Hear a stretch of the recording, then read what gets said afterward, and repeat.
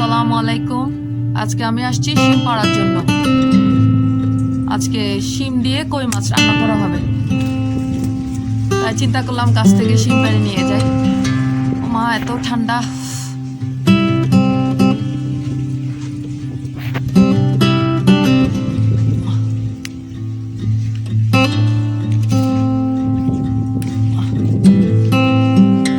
বিচি যেগুলো বড় হয়েছে সেগুলো আমি নেব না।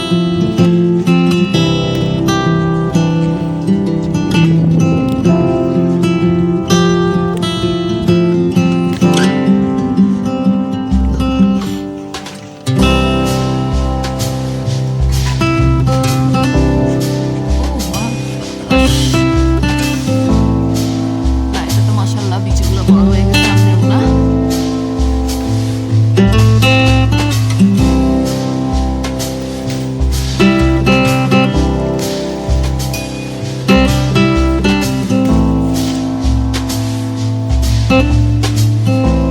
আজকে আমার জন্য শিম দিয়ে কই মাছ খাবে। অন্য সময় পিস দিয়ে খাই আমরা, পিস দিয়ে কই মাছ।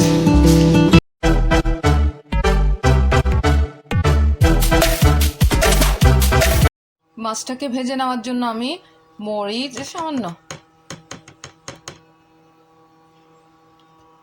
একটু মরিচ আর হলুদ আর লবণ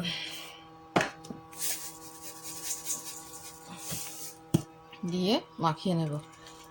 আমি এই প্রথম কই মাছের মধ্যে চর্বি দেখলাম, এর আগে কখনো দেখিনি এত চর্বি। এই যে একটার মধ্যে ডিমও আছে।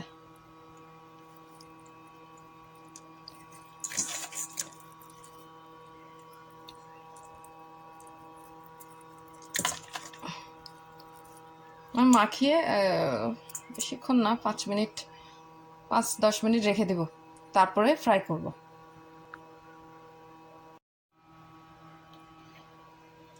মাছটা কিন্তু আমি এইভাবে কেটে নিয়েছি, আপনারাও ইচ্ছেগুলো কেটে নিতে পারেন।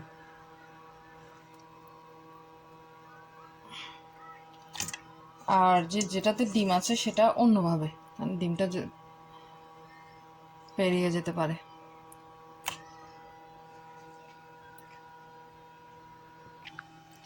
এই যে শিমগুলো আমি আপাতত একটু আস্ত রেখেছি একটু দেখানোর জন্য, তারপর আমি কিন্তু আবার হাফ করে কেটে তারপরে আমি চুলায় দেব। তো বিসমিল্লাহ করে শুরু হয়ে যাক আমার রান্নার প্রসেসিং। বিসমিল্লাহ করে তেলটা আগে দিয়ে দেই।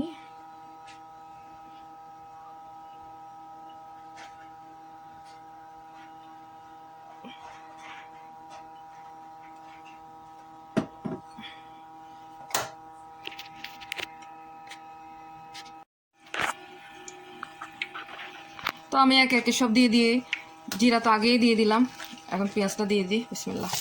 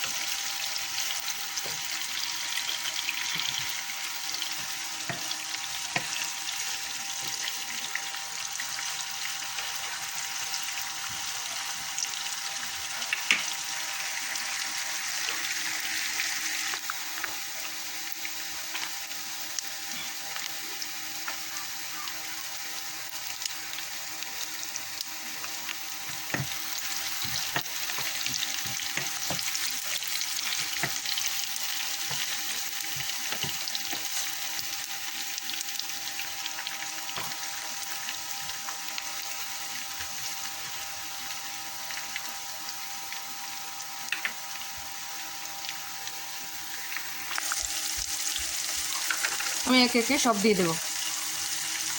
হলুদ সামান্য নেড়ে নেব।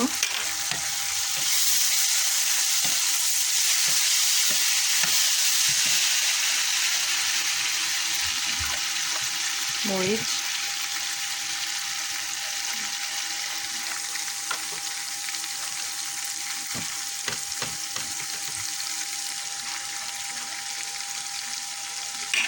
যাতে পুড়ে না যায় মশলাটা।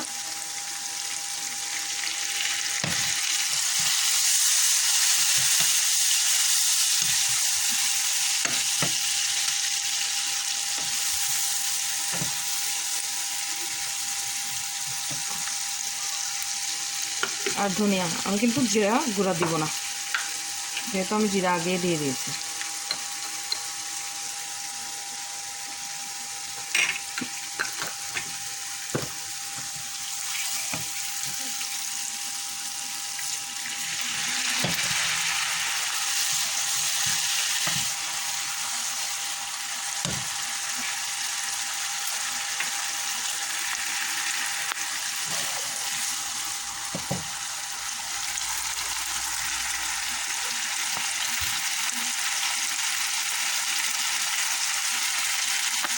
এটাতে যখন তেল উঠে আসবে তখনই দেবো আমি আদা বাটা ও রসুন বাটা।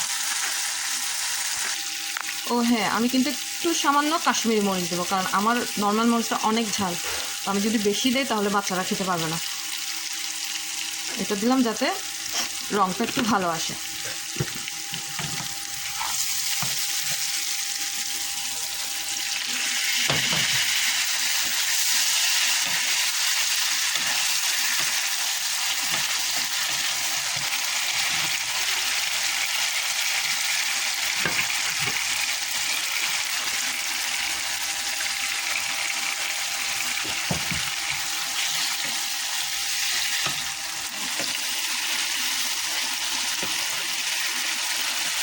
দেখুন ভালো হবে না, সাথে আপনার রঙটাও সুন্দর হবে। তাই কাশ্মীরি না থাকলে কোনো সমস্যা নেই আপনাদের বাসায়, তো আপনারা নর্মাল মরিচটাই দেবেন। তো এখন আমার কাজ হচ্ছে যে আমি আগে এইটার মধ্যে আমার শিমগুলাকে কষিয়ে তারপরে দেবো আমি আদা আর রসুন বাটা।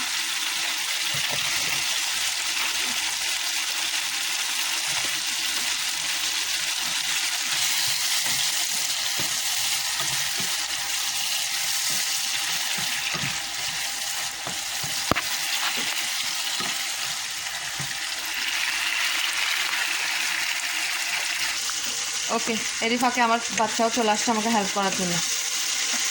কী করতেছি তুমি? হেল্পিং। ওকে, কী রান্না হচ্ছে জানো? না।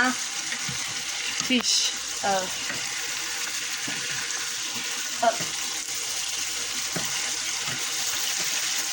ওকে, থ্যাংক ইউ। আচ্ছা, এখন আমার ওই যে আদা রসুন বাটা দেওয়ার পালা।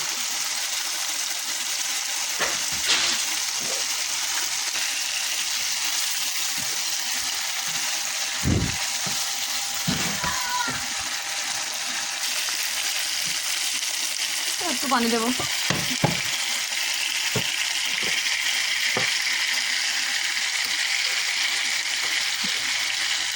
রসুনটা একটু বেশি দেবো, কারণ সামান্য বেশি, আবার আমি বেশি রসুনও দেবো না, আদা বাটাও দেবো না।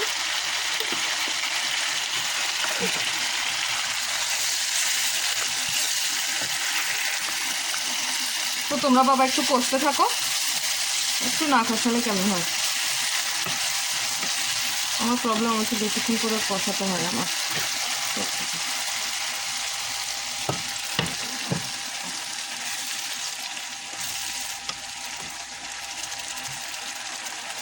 তো কষার পরে যদি দেখি যে আমার শিমটা নরম হয়েছে, তাহলে আমি আমার মাছটা দিয়ে দেবো। তো মাছ দেওয়ার পরেও কিছুক্ষণ কষানোর পরে তারপরে টমেটো আর ধনেপাতা দিয়ে নামিয়ে ফেলবো ইনশাল্লাহ।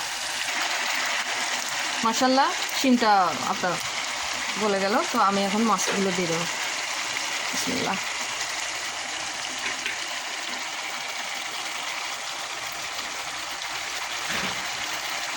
মাশাল্লাহ, এবারে একটা প্যাকেটে এই 4টাই ছিল এবার। জি মা, আচ্ছা দাঁড়া, আসছি আসছি আসছি আম্মা।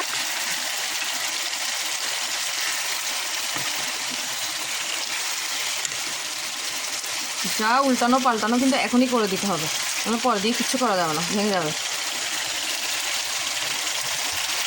ও মাগো মা, উল্টা।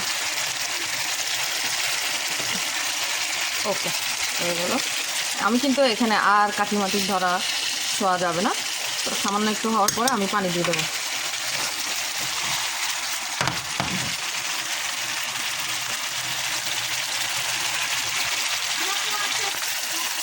না মা,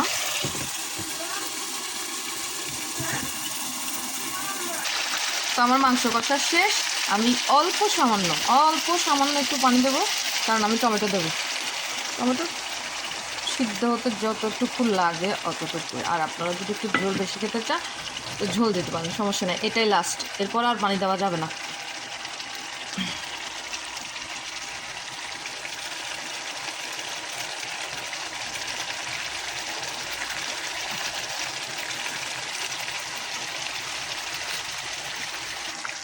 এখন আমার ধনেপাতা দেওয়ার পালা। তো ধনেপাতা টমেটো সব এখন হয়ে যাক একসাথে। তো আমি আপনাদেরকে ডিশ আউট করে দেখাবো না, কারণ আমি এক্ষুনি চুলাটা বন্ধ করে দেব। এটা এরকম থাকবে এবং এই অবস্থাতে আপনার আস্তে আস্তে তেলটা উঠে আসবে। তো এই যে আমি চুলাটা দিচ্ছি বন্ধ করে। তো এটা যদি ভালো লেগে থাকে আপনাদের, তো আশা করি আমার চ্যানেলটা সাবস্ক্রাইব করবেন, একটা লাইক দিয়ে দেবেন, আমাকে পাশে থাকার জন্য সাহায্য করবেন এবং আমার জন্য অবশ্যই অনেক অনেক দোয়া করবেন। তো আসসালামু আলাইকুম।